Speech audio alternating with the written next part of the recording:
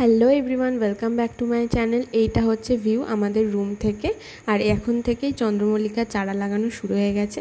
তারপরে একটু চা খেয়ে নিলাম। বেসিক্যালি আমি চা খাই না, কিন্তু এখানকার চা খেতে বেশ ভালো লাগে।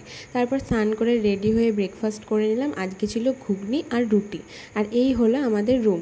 অগোছালো হয়ে গেছে তবুও। হোমস্টের বাইরেটাই খুব সুন্দর ফুল গাছ লাগানো ছিল। আর এগুলো যে কী ফুল তা তো জানি না, পাহাড়ি ফুলগুলো যে কি ভালো লাগে কি বলবো। তারপরে হোটেল থেকে চেক আউট করে আমরা এখন যাচ্ছি হচ্ছে লেপচা জগতের দিকে। আর এটা হচ্ছে ঘুম স্টেশন। লেপচা জগতে প্রায় সব জায়গাতে এরকম লম্বা লম্বা পাইন গাছ। প্রথমের দিকে তো ওয়েদারটা একদম ক্লিয়ার ছিল, তারপরে দেখো মেঘ চলে এলো। আর আমার এখন যে কি ভয় লাগছিল সেটা কি বলবো। এরপরে আমরা মাঝিধুরা বলে একটা জায়গায় এসেছিলাম। এটাই হচ্ছে মিনি পেহেলগাঁও।